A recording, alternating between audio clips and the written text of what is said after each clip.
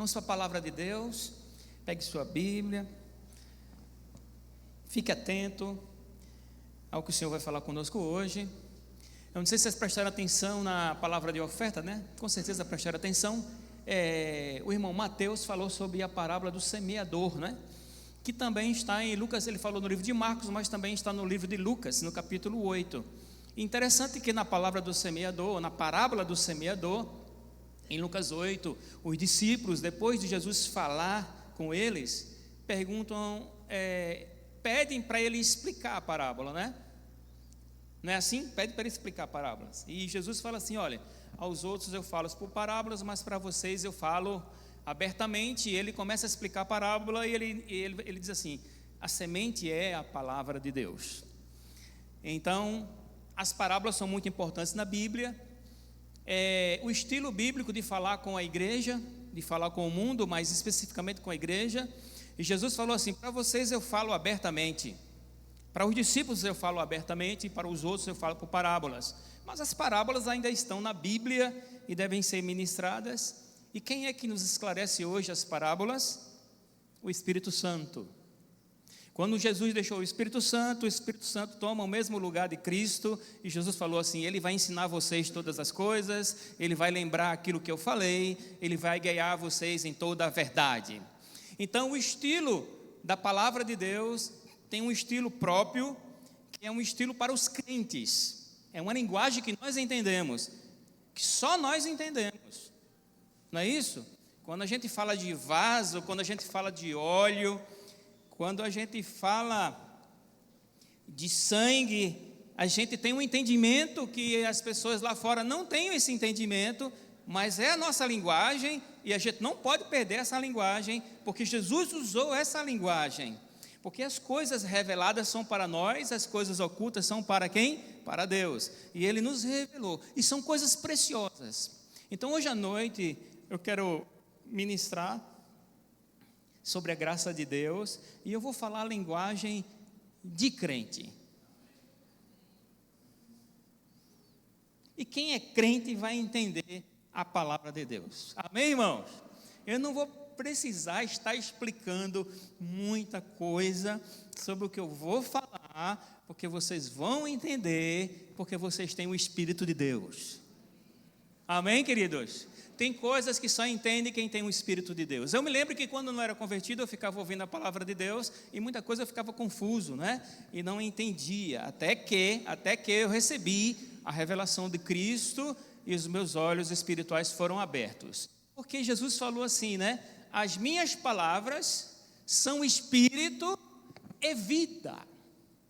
Então, quando nós pregamos a palavra de Deus, nós estamos falando coisas espirituais para pessoas espirituais. Quem é espiritual aqui? Amém?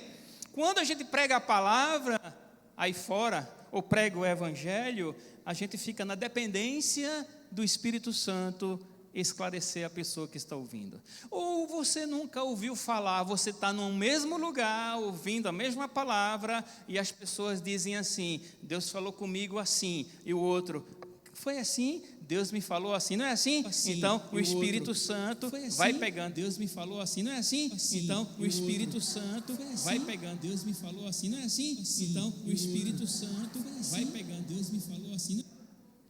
Orem por mim. De repente eu comecei a falar assim. Ai, me deu até um arrepio agora.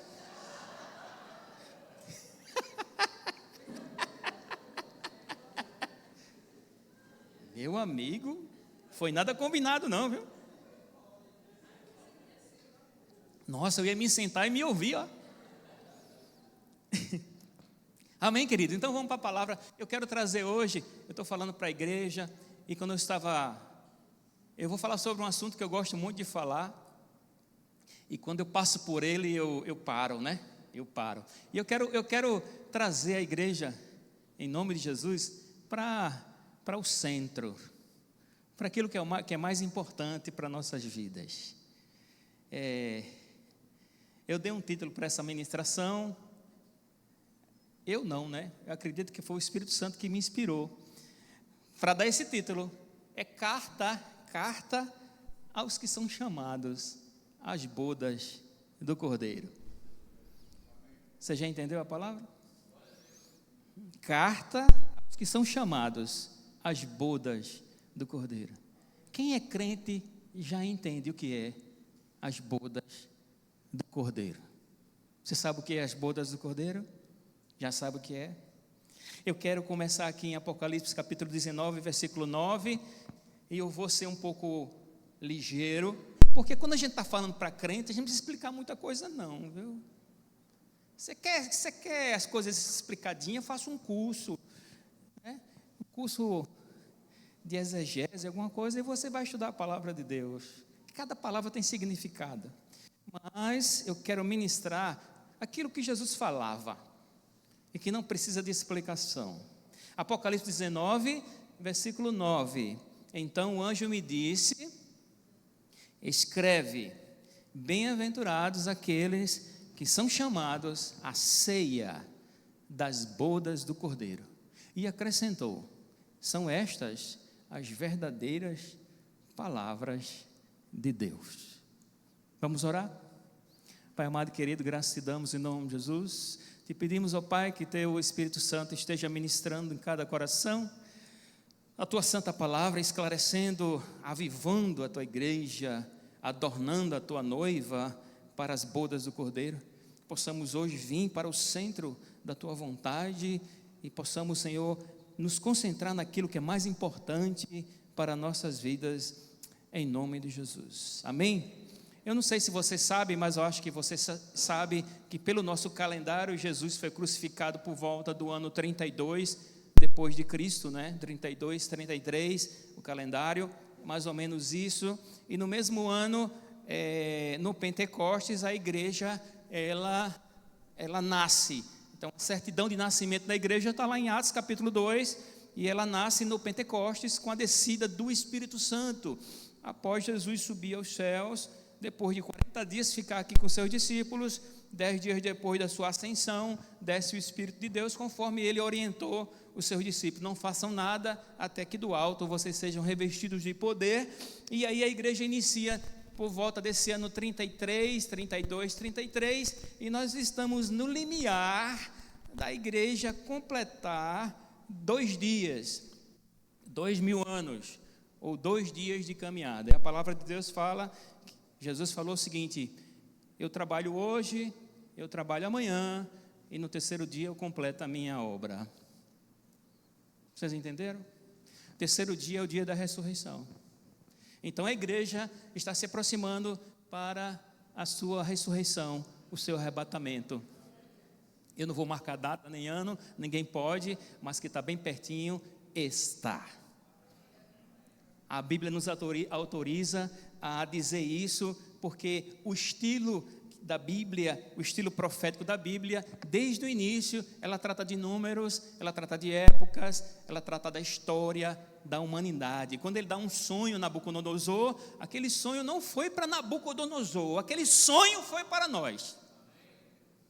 Mas ele usa Nabucodonosor para dar uma linha histórica até o dia do Cristo. E o dia do Cristo chegar, aquele dia é o dia que ele coloca os pés em Jerusalém. Amém, irmãos? Então, tudo está caminhando para esse momento.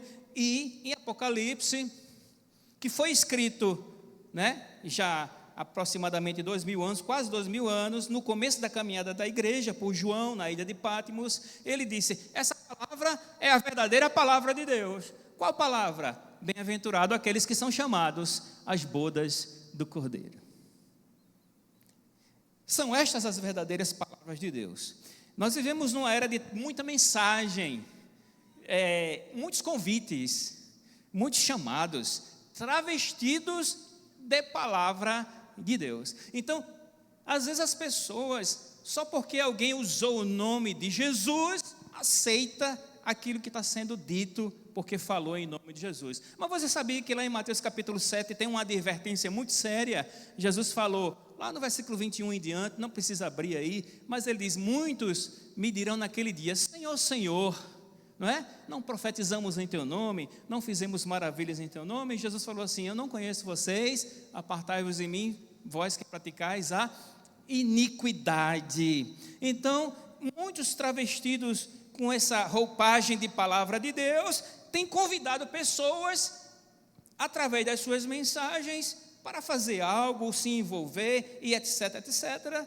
Mas, graças a Deus, um anjo vem e diz qual é a verdadeira palavra de Deus.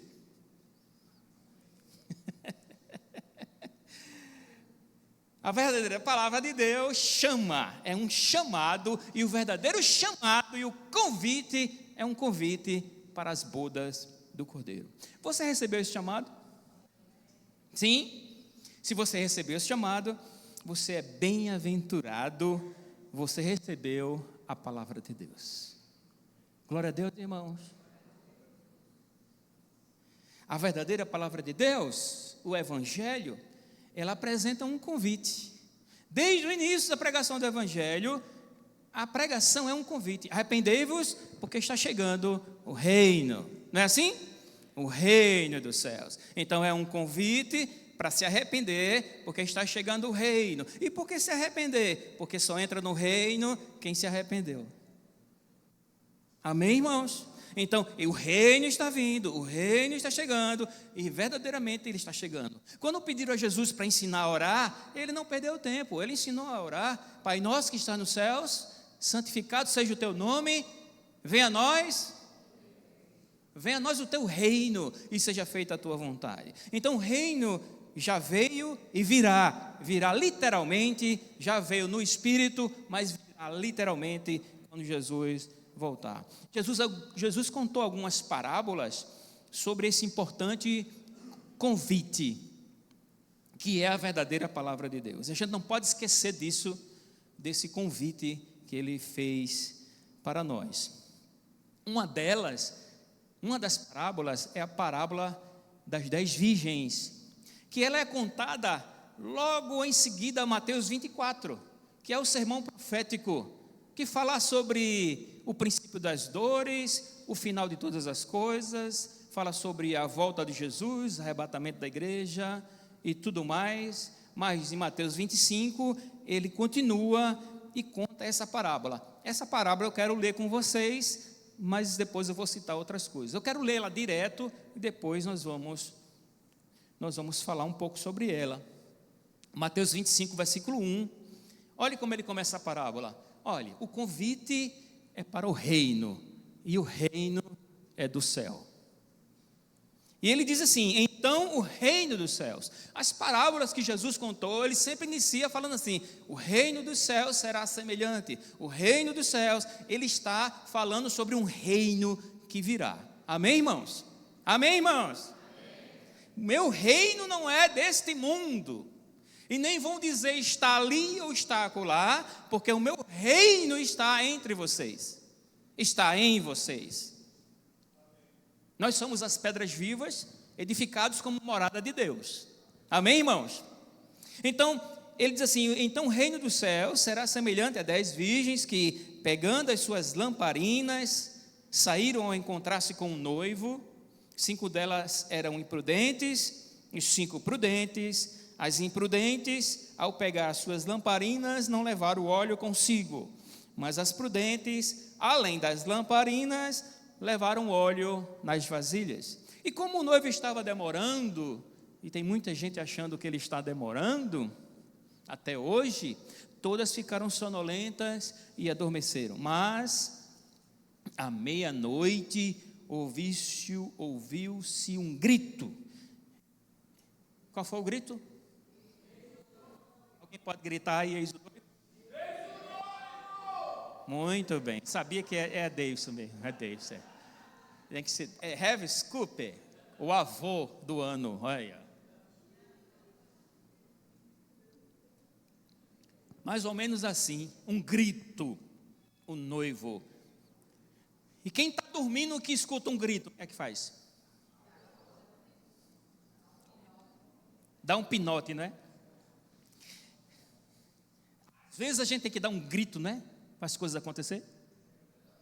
Tem um adágio popular, diz que por falta de um grito se perde uma boiada. Já viu isso? Então a gente tem que aprender, de vez em quando, dar uns gritos aí, para acordar quem está sonolento, dormente. Quando a gente é criança, a gente leva uns gritos, não leva uns gritos?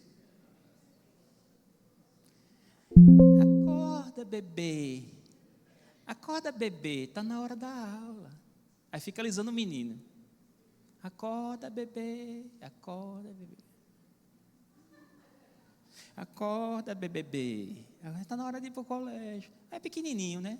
Mas ele vai crescendo. Acorda bebê. Aí daqui a pouco, acorda menino, se levanta, corra. Aí ele corre. Tem a hora do grito, não tem a hora do grito? Eis o noivo, e saiam ao encontro dele. Então todas aquelas virgens se levantaram e prepararam as suas lamparinas. E as imprudentes disseram às prudentes: deem a nós um pouco de óleo que vocês trouxeram, porque as nossas lamparinas estão se apagando.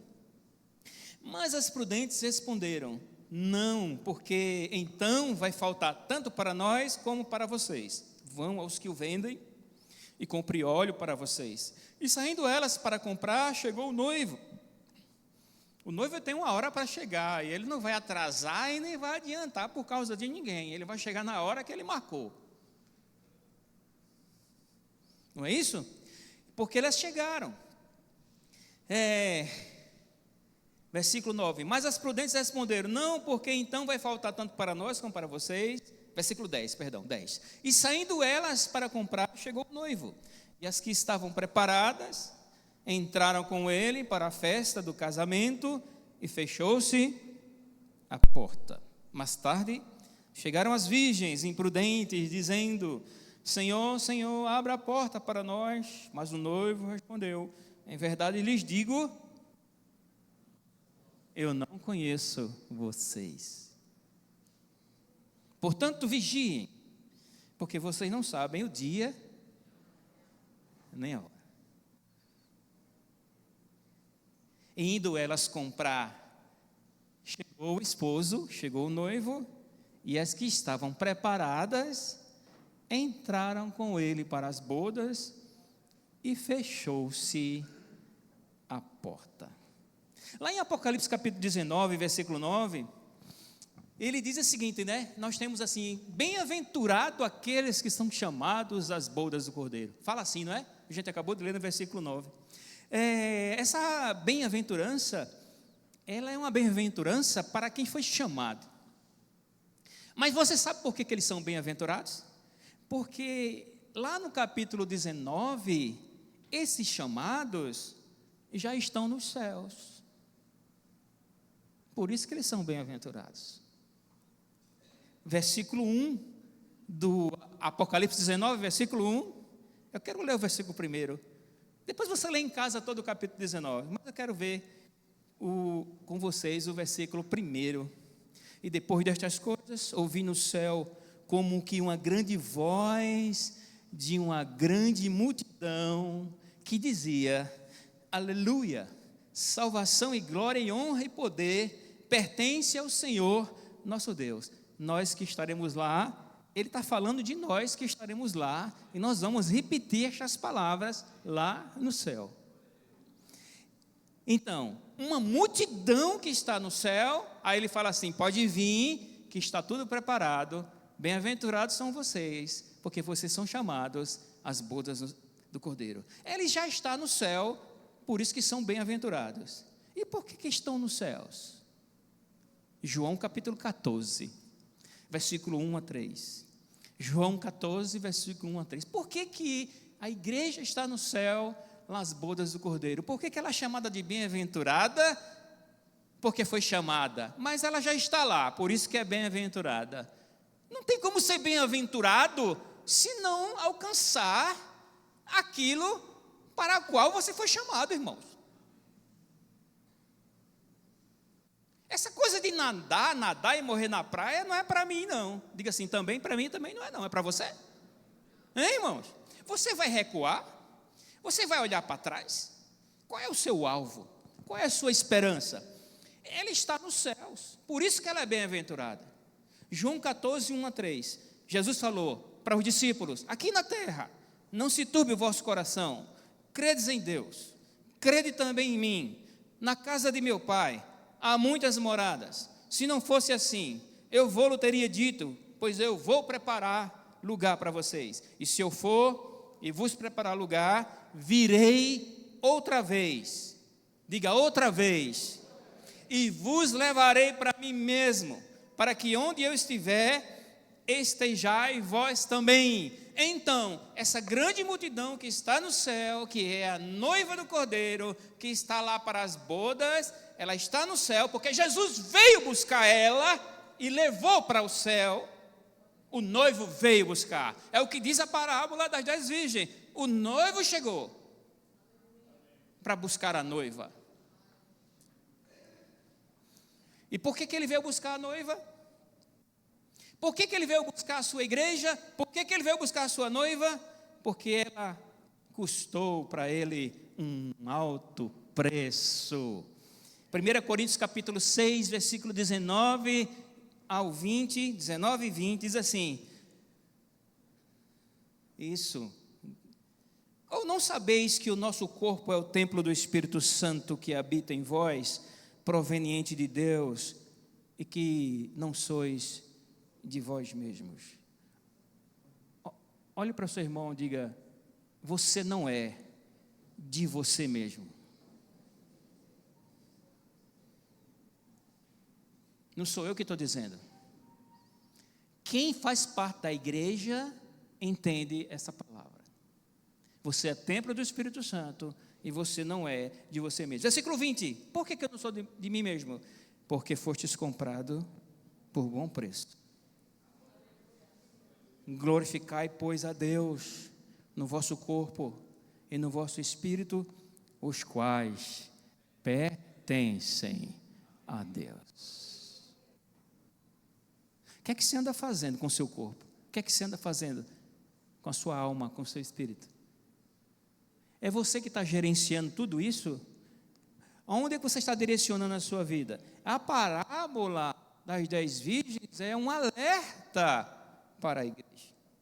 Qual é a expressão da prontidão da noiva?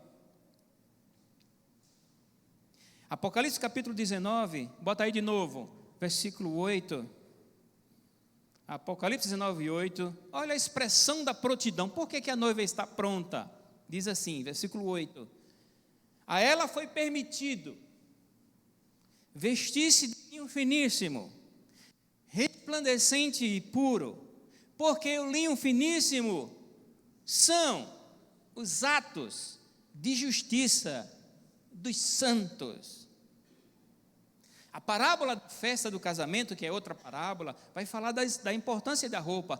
Esse é um sentido espiritual, você está entendendo? Não são roupas, essas roupas que você está vestindo. Está falando de uma roupagem, de um vestimento espiritual. E ele fala que essa roupa é chamada de atos de justiça dos santos. Atos, irmãos, são atitudes. Você sabia disso? Atos é comportamento. Atos é vida. Atos é o que você faz com aquilo que você recebeu. É a sua atitude. A gente vai ver daqui a pouco sobre essa justiça. O que são atos de justiça? Nós vamos falar daqui a pouco. Porque é importante. Porque a roupa espiritual depende desses atos de justiça que a gente pratica. Por isso que Paulo fala assim: revesti-vos do novo homem, que segundo Deus é criado em verdadeira justiça e santidade. A parábola da festa de casamento, que é outra parábola, eu não vou ler ela toda, mas eu quero ler alguns versículos dela, fala especificamente da roupa no sentido espiritual. Lá em Mateus 22, versículo 1, versículo 2. Mateus 22, de novo, Jesus falou por parábolas, dizendo, como é que ele diz? O reino dos céus. Você está animado com o reino dos céus? Ou você está animado com o reino desse mundo?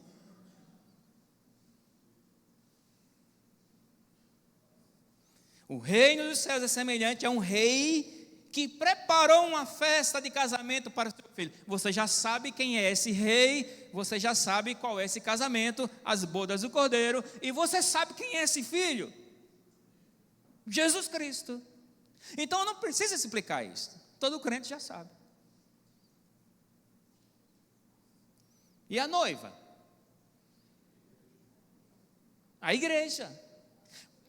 Então eu vou resumir. Ele manda convidar, saio todo mundo convidando, e eles começam a recusar os convites, mas eles vão, insistem, e a casa tem que estar cheia, e eles vão convidando. Isso é a pregação do evangelho. As pessoas estão negando, estão dizendo não, não é isso? E a pessoa está pregando o evangelho, mas a casa vai se encher. Versículo 11, mas chega o momento final de tudo. Versículo 11, Mateus 22, 11, coloca aí, Natan, 11. Mas quando o rei entrou para ver os que estavam à mesa, notou ali um homem que não trazia veste nupcial e perguntou-lhe: amigo, como você entrou aqui sem veste nupcial? E ele emudeceu. Quais são as vestes nupciais? Atos de justiça dos santos.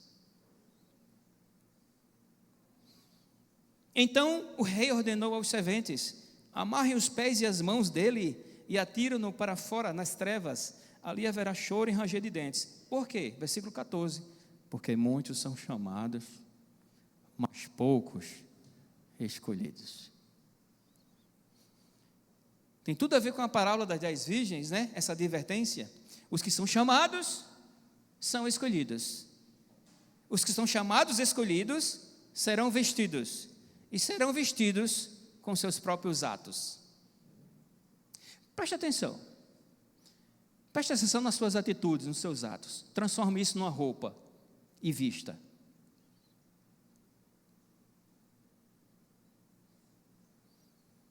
Você pega um alfaiate, uma pessoa que tem bem talento, e diz assim: eu queria que você fizesse uma roupa para uma pessoa. Aí ele diz assim: me diga como é essa pessoa. Aí ele vai dizer, aí ele vai fazer a roupa.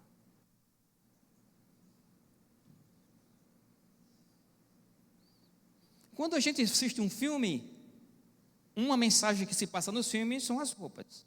Vocês concordam? Quando entra, a gente percebe logo pela roupa, pelo estilo da pessoa, quem é a pessoa.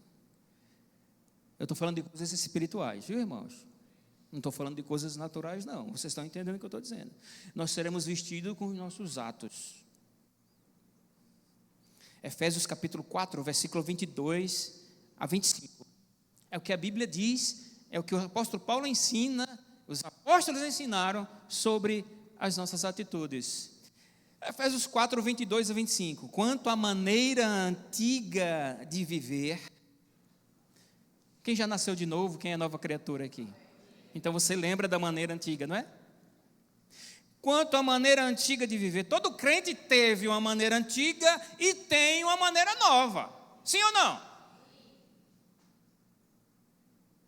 Vocês foram instruídos a deixar de lado a velha natureza, que se corrompe segundo desejos enganosos, a se deixar renovar no espírito do entendimento de vocês e a se revestir da nova natureza, criada segundo Deus, em justiça e retidão procedentes da verdade.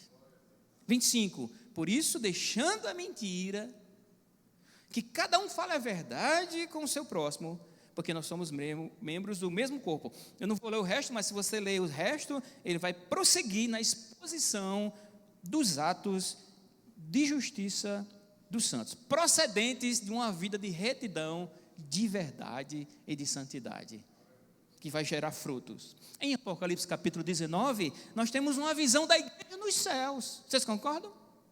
Aquela visão de 19 das bodas, a igreja está nos céus, ela está pronta para as bodas.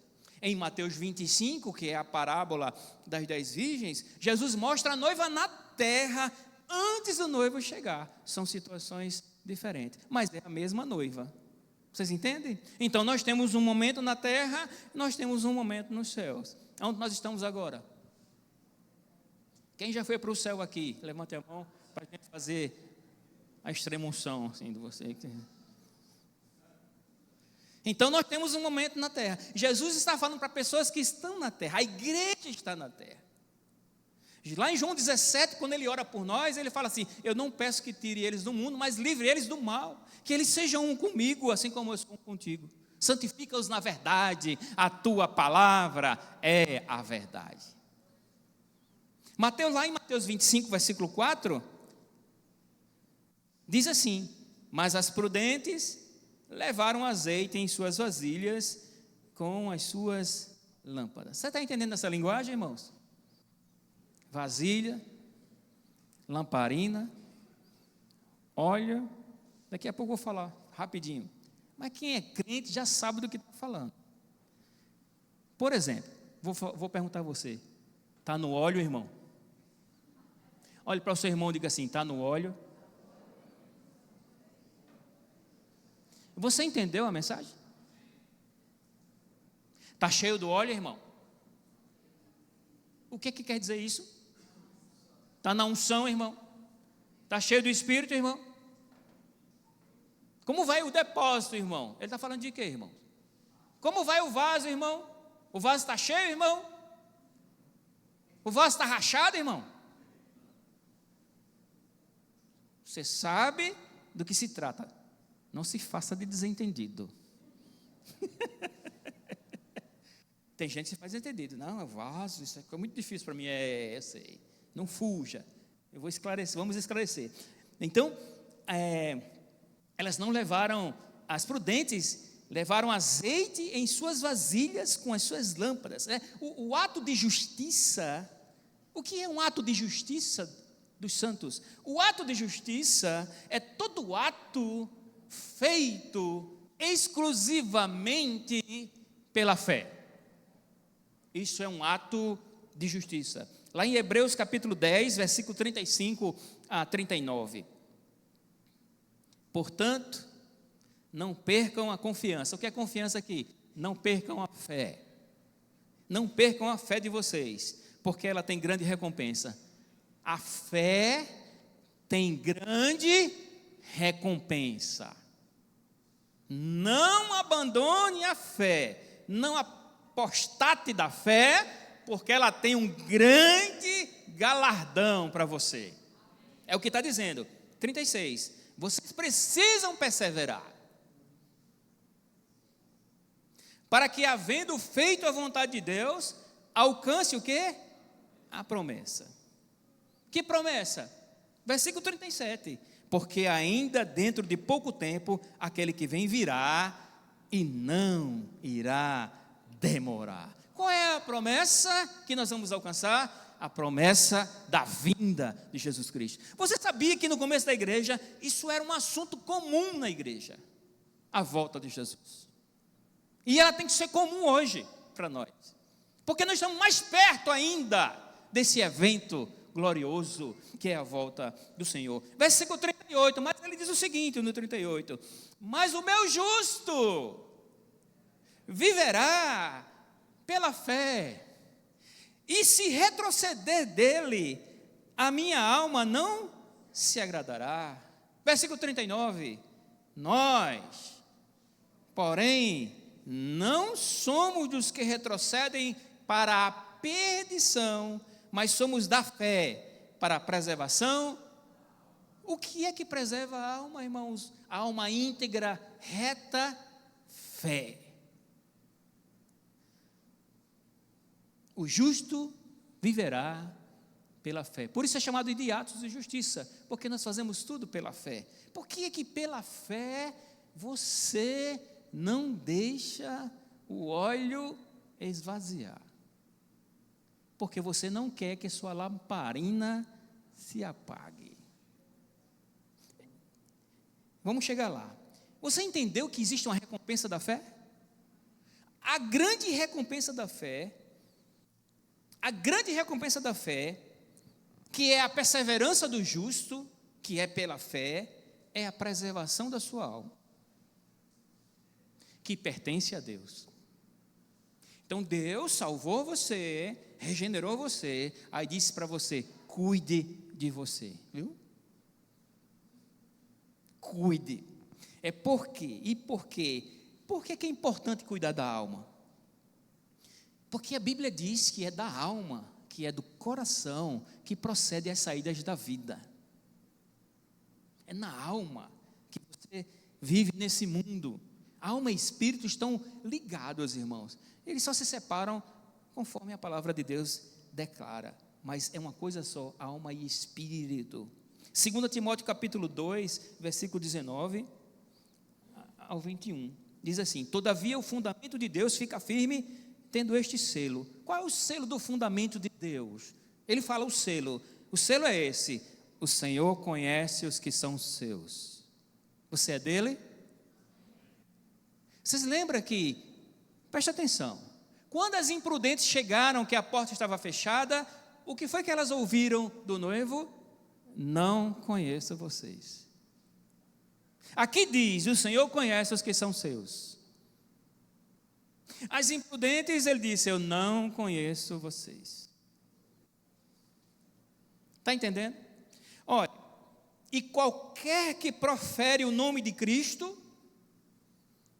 aparte-se da iniquidade. Versículo 20: ora, numa grande casa não há somente vasos de ouro e de prata, mas também vasos de pau e de barro, uns para honra, outros porém para desonra, de sorte, versículo 21, que se alguém se purificar destas coisas, será vaso para honra, santificado e idôneo para uso do Senhor e preparado para toda boa obra. O que é um vaso de honra e um vaso de desonra? Ele diz: se alguém se purificar dessas coisas, se purificar de quê? A partes da iniquidade. Você que profere o nome de Cristo, você será vaso de honra. A utilidade do vaso é decorrente da sua purificação.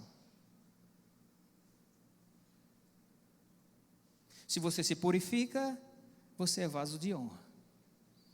Deus vai usar você. É o que o texto está dizendo: se alguém se purificar, será vaso de honra. O Senhor conhece os que são seus. Qualquer que fala o nome de Jesus se aparta da iniquidade. Muita gente religiosa, irmãos, muita gente. Muita gente que conhece muita palavra, muita gente. Fala no nome de Jesus, fala tudo. Você começa a falar, ele começa a discutir com você, começa a dizer um bocado de coisa. Fala o nome do Senhor, mas não se aparta da iniquidade. Sabe o nome disso? Imprudência. Ele está vivendo uma vida dupla, uma vida dúbia. Arrependimento é quando você reconhece quem você é verdadeiramente. E você pede ao Senhor para transformar você naquilo que vai lhe agradar a Ele. Aí Ele começa a operar em você. Amém? Andar em justiça, ou atos de justiça, é a mesma coisa, irmãos, de caminhar conforme a palavra de Deus. Lá em Romanos capítulo 1, quando o apóstolo Paulo vai falar sobre a definição do Evangelho, capítulo 1, versículo 16 e 17, Paulo diz assim: porque eu não me envergonho do Evangelho de Cristo, pois é o poder de Deus para a salvação de todo aquele que crê, primeiro do judeu e também do grego. Aí no 17 ele fala: porque nele aonde? No Evangelho, se descobre a justiça de Deus, de fé em fé, como está escrito, mas o justo viverá da fé. O Evangelho é o poder para salvar, e o Evangelho é onde eu encontro a justiça de Deus, para que eu possa andar em justiça e praticar aquilo para o qual eu fui chamado para andar na verdade. Amém? O que a parábola das 10 virgens ensina é que precisamos preservar a fé para que as nossas lâmpadas não se apaguem. Tem uma carta à igreja de Efésios, lá em Apocalipse, que a primeira coisa que o Senhor fala para a igreja, quando Ele diz assim: eu tenho contra ti que você abandonou o primeiro, ela esfriou. E Ele chama ela a um renovo. Volta ao primeiro amor. Volta às primeiras obras. Volta às primeiras práticas. Quais são as primeiras práticas quando alguém se converte, irmãos? Me diga aí. Oração. Meditação na palavra. buscar ao Senhor, comunhão com os irmãos, participação dos cultos, pregação do Evangelho e tudo que envolve o reino de Deus, ele está apaixonado. Sabe qual é a palavra de Deus? Volta a praticar as primeiras obras. Amém? Os irmãos estão aqui numa sala, que é a sala de primeiros passos. Isso eu passei em 1987, não é? Isso é muito importante para a igreja. Então, essa parábola ensina isso, que nós precisamos preservar a fé para que nossas lâmpadas não se apaguem. Mateus 25, versículo 3 e 4, diz assim também, né? Continuando, as imprudentes, ao pegar suas lamparinas, não levaram óleo consigo, mas as prudentes, além das lamparinas, levaram óleo nas vasilhas. No grego, essa palavra imprudente é parvas, loucas, parvas. Essa palavra parvas, no grego, ela significa pessoas fechadas, contra o discernimento. Elas não querem serem esclarecidas, estão fechadas, embotadas à mente. Sofismas e fortalezas, são religiosas. Quem são essas virgens e quem é esse noivo? São 10 virgens aguardando um noivo. Quem são essas virgens e esse noivo? 2 Coríntios capítulo 11, versículo 2. Eu sei que você já sabe, mas eu quero mostrar para você que nunca viu na palavra. O apóstolo Paulo diz o seguinte: porque eu estou zeloso de vós, não, 2 Coríntios 11, 2, você está no 12, não está, 11, 2, isso, porque eu tenho zelo por vocês, essa ministração é uma ministração de zelo pela igreja, você sabia disso? É zelo, é zelar, com zelo que vem de Deus, pois eu preparei vocês para apresentá-los como virgem para um só esposo, que é Cristo. Está aí, ele está falando para a igreja, está chamando ela de virgem, que está sendo preparada para um esposo, que é Cristo. É a linguagem da Bíblia. Além das lamparinas, interessante que além das lamparinas, elas levaram óleo na vasilha. A lamparina acesa representa o nosso espírito avivado, cheio do Espírito Santo.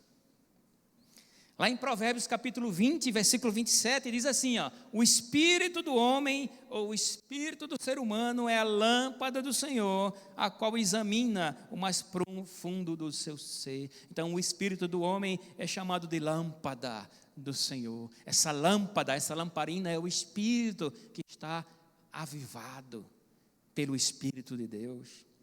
O óleo, o azeite é um símbolo do Espírito Santo. Quando deram a oportunidade a Jesus de falar na sinagoga no dia de sábado, está lá em Lucas capítulo 4, que entregam a ele o livro do profeta Isaías para ler, e ele abre o livro e procura, que é Isaías 61, no versículo 18 de Lucas capítulo 4, ele começa a ler e diz assim, o Espírito do Senhor é sobre mim, pois ele me ungiu para... Louvado seja Deus. Interessante que em Lucas capítulo 4, quando Jesus começa a falar da palavra, me ungiu para libertar cativos, dar vista ao cego, pôr liberdade ao oprimido, anunciar o ano aceitável do Senhor, e eles ficam olhando admirados para Jesus. Jesus fala assim, ele fecha o livro, hoje se cumpriu essa palavra diante de vocês, e eles começam a ficar maravilhados. Aí no versículo 22, bota aí 4:22, diz assim, e todos lhe davam testemunho e se maravilhavam das palavras de graça que saíam da sua boca, e eles diziam o seguinte, olha, não é este o filho de José? Mas ele está tão diferente. Isso é um espanto que eles estão tendo aqui, isso é uma admiração. Esse não é um filho de José? Que diferença é essa agora desse carpinteiro, o filho do carpinteiro? Sabe por que a diferença? Ungido com o Espírito Santo. Toda pessoa que é ungida com o Espírito Santo é diferente. Toda pessoa que tem o óleo, a lamparina acesa, ela é diferente.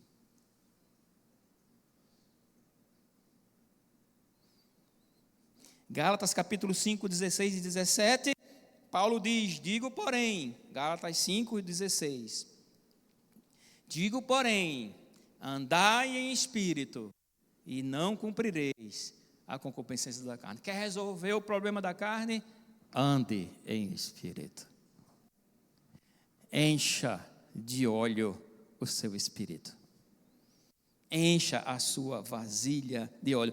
Versículo 17, porque a carne cobiça contra o espírito, e o espírito contra a carne, e este opõe-se um ao outro, para que não façais o que quereis. Então, resolva andar no espírito, para sair dessa dubiedade, dessa duplicidade, ora na carne, ora no espírito. E muitas vezes as pessoas chamam de vida no espírito, vir ao culto.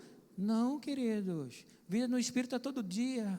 Vir ao culto é um momento de adoração coletiva, um momento de louvor, um momento de comunhão. Mas andar no espírito é na segunda-feira, na terça, na quarta, amém? Então, óleo é o Espírito de Deus. Vasilha, o que é uma vasilha? Muito simples, a vasilha é um depósito. Vocês concordam? 2 Timóteo, capítulo 1, versículo 14. Guarda o bom depósito pelo Espírito Santo que habita em nós. Que depósito é esse? O seu coração, é a sua alma, é a sua mente, é chamada de depósito. Então guarda esse depósito, enche esse depósito de óleo. Como é que eu encho o depósito de óleo? Meditando na palavra em todo o tempo. Paulo fala assim, enchei-vos do Espírito. Como? Falando entre vós sobre a notícia do dia. Enchei-vos do Espírito. Como? Falando das injustiças do mundo. Não. Enchei-vos do Espírito, falando entre vós com salmos, com hinos, com cânticos espirituais, louvando, salmodiando ao Senhor no vosso coração.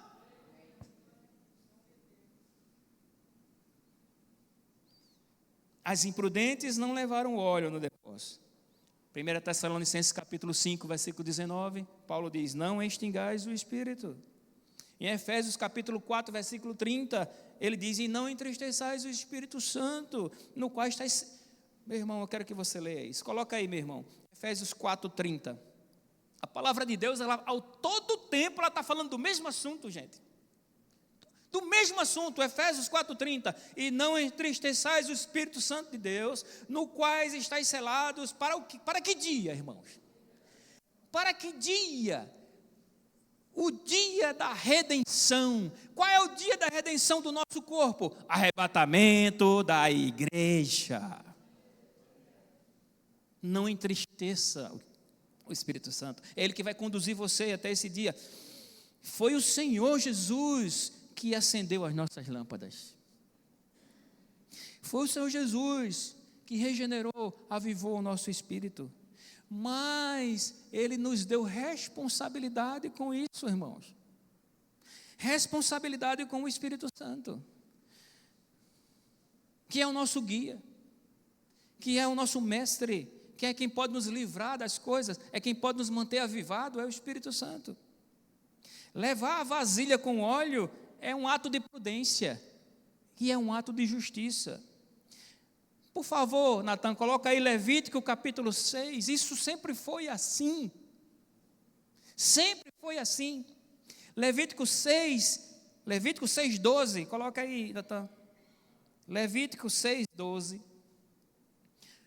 O fogo que está sobre o altar arderá nele, não se apagará. Mas o sacerdote, quem é o sacerdote aqui, irmãos? Acenderá lenha nele cada manhã.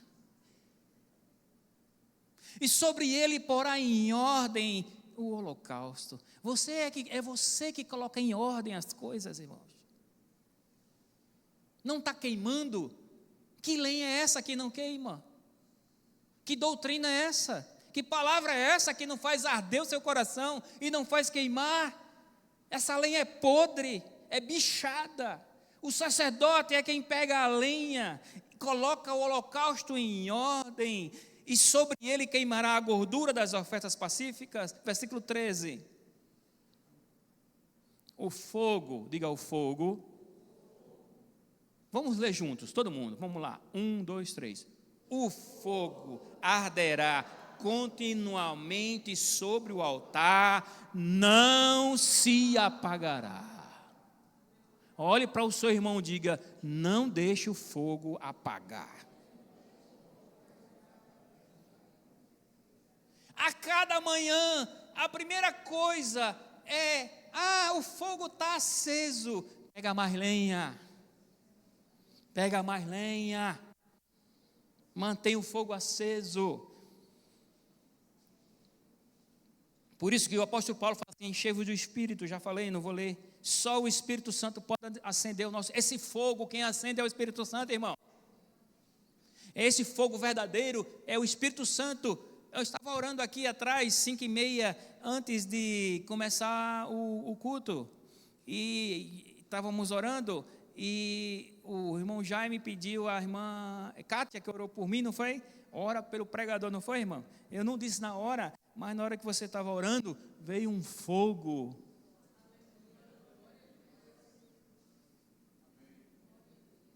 Sobre o pregador, que minhas pernas ficaram bamba. Eu disse: coisa boa. Juntou as lenhas ali, juntou o fogaréu, as brasas vivas. Você tem que andar com gente avivada, irmão. Se você andar com pau podre, você vai apodrecer. Ande com pessoas avivadas, pessoas cheias de fé, cheias de ousadia, sabe? Pessoas que creem, pessoas que são resolvidas, pessoas que sabem quem são, pessoas que têm um propósito divino. Ande com essas pessoas, ande com pessoas que sonham, pessoas que têm visão, pessoas que querem avançar. Senão você vai, é um cego guiando o outro cego. Aí os dois cegos vêm e dizem assim: parece que é um buraco. Aí o outro: será que é? Não sei. Buf, cai os dois. Ando com pessoas que têm visão do reino, que amam o reino, que creem na volta de Jesus, irmão. Porque já tem lugares que ninguém já não crê mais nessas coisas, não, irmãos. E as imprudências estão por aí, cheio de gente imprudente, tá? Só o Espírito Santo acende. Muitos não levam em consideração a questão vital do Espírito Santo. Eclesiastes capítulo 9, versículo 8. Eclesiastes 9, 8. Diz assim, muito importante isso: em todo tempo, diga em todo tempo, sejam alvas as tuas roupas, e nunca falte o óleo sobre a tua cabeça.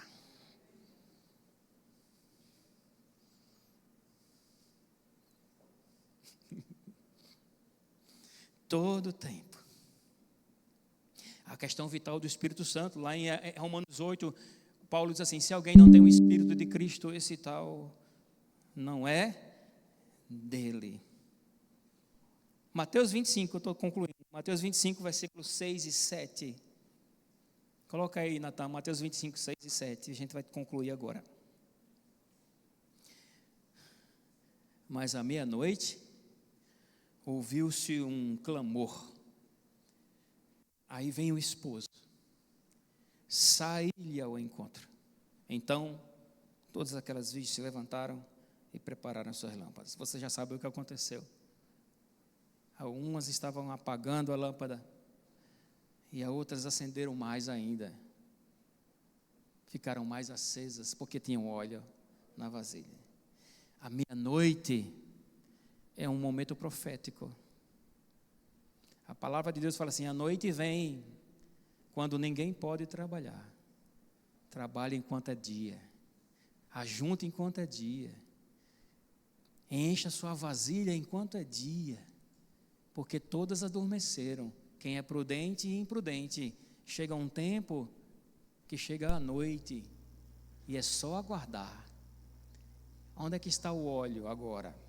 É um momento profético que a gente já está vivendo.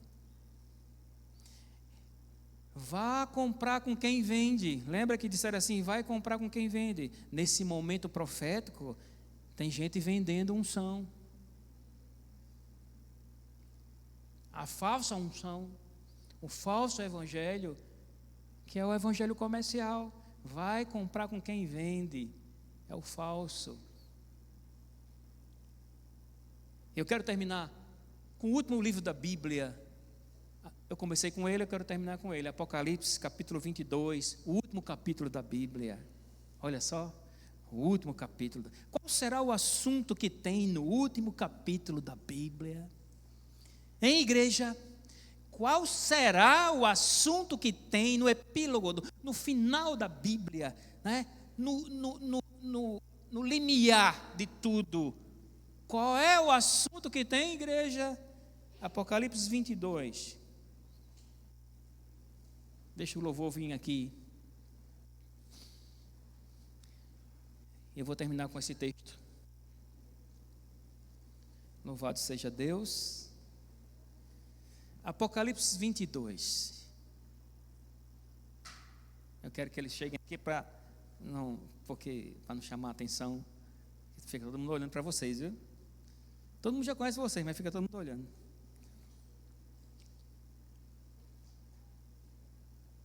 Apocalipse 22, 17. Qual é o último assunto da Bíblia? 22, 17 de Apocalipse.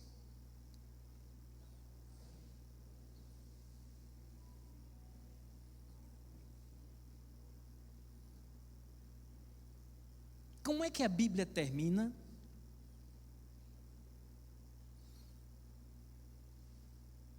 E o Espírito e a noiva e a esposa dizem: vem.